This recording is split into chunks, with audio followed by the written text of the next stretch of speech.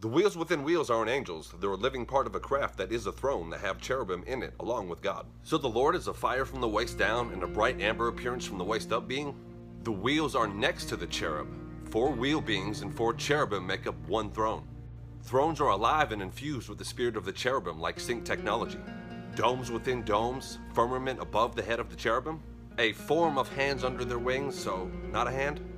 Coals of fire within the wheels, fire from amongst the cherubs that they handle with their hands. Wings control the movement of this living craft that has thought-controlled movement. And there's eyes all over everything, wheels, rims, wings, and they can take the form of a man. That's just the intro. Ezekiel 10 is fire crazy.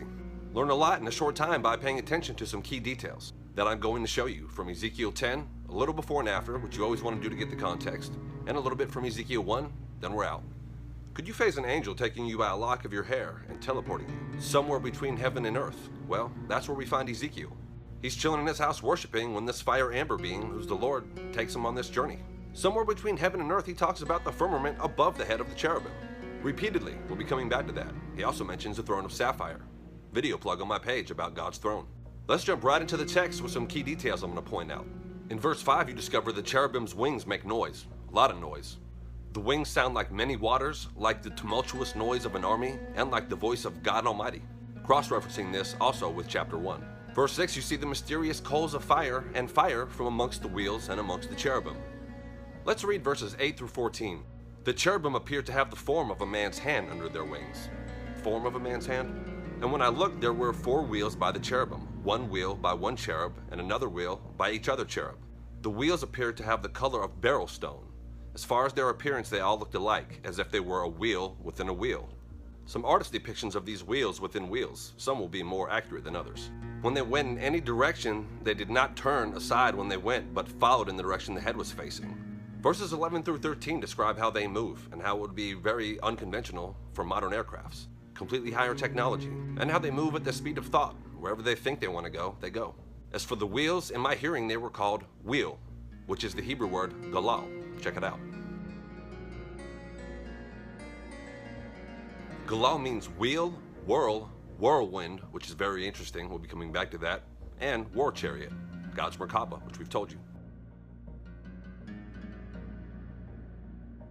Even the prophet Daniel saw the same thing. Check out his usage of the terminology wheels, thrones, fiery flame. It talks about the 4 faces, the lion, eagle, ox, and man, which each one have. And wherever it goes, you're seeing each of the 4 faces from whatever angle you're looking at. Also from all of these descriptions, you can see how there's a wheel underneath each cherubim. 4 wheels and 4 cherubim comprise and make up a throne. Multiple times it says the spirit of the living creature was in the wheels. This is like synced up neuro-spiritual technology.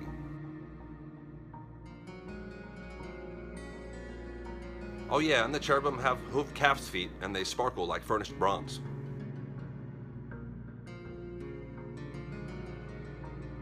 And this appearance of the form of the Lord, that's fire from the waist down and amber brightness from the waist up, is referenced as the glory of the Lord.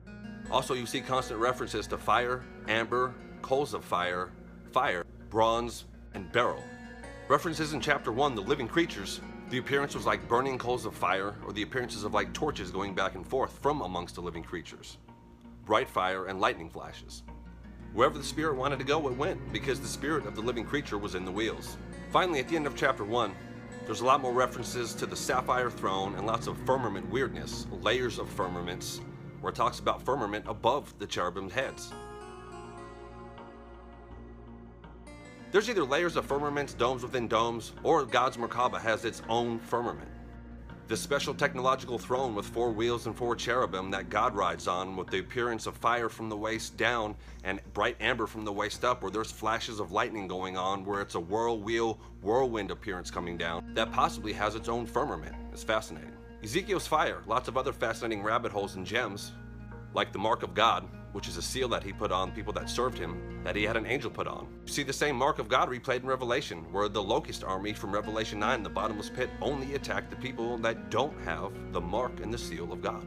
In Ezekiel, God has an angel with an inkhorn put the mark on people, and angels with battle axes take care of those who don't, which is a frequent theme you'll see in the society of heaven. There's tasks, there's orders. They have to complete tasks, report back, and do things. It's a total society.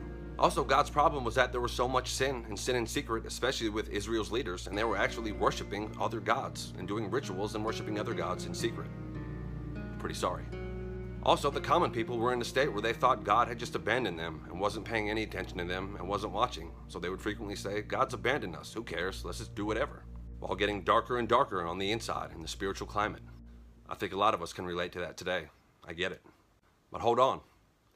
Also, more gems coming in the future, like Ezekiel's mysterious soul eaters. Soul hunters with magical charms that apparently are real. Trapping souls Shang Tsung style. Enclosed, Ezekiel was taken to heaven in a chariot, a fiery chariot. Swing low, sweet chariot. Could it all be the same thing? The wheel, the whirl, the Exodus pillar of fire. Was it the same as the whirlwind in Job? Are all of these things the same thing?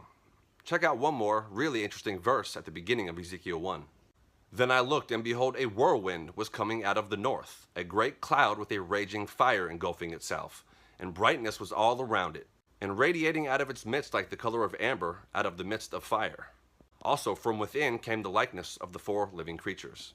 This whirlwind, God's Merkabah, this chariot, this wheel whirl, combined throne creature, is the same thing. Pretty fascinating deep dive. Also, God answered Elijah with fire from heaven. God's got a lot of fire. Could all this be related to the mysterious orange orbs I captured in footage and did an episode about recently, the invasion of the orange orbs? Could be. Speaking of Job, he never really got an answer. He just needed God to show up. And as soon as God showed up, and he had that reminder of who God was, that was all he needed.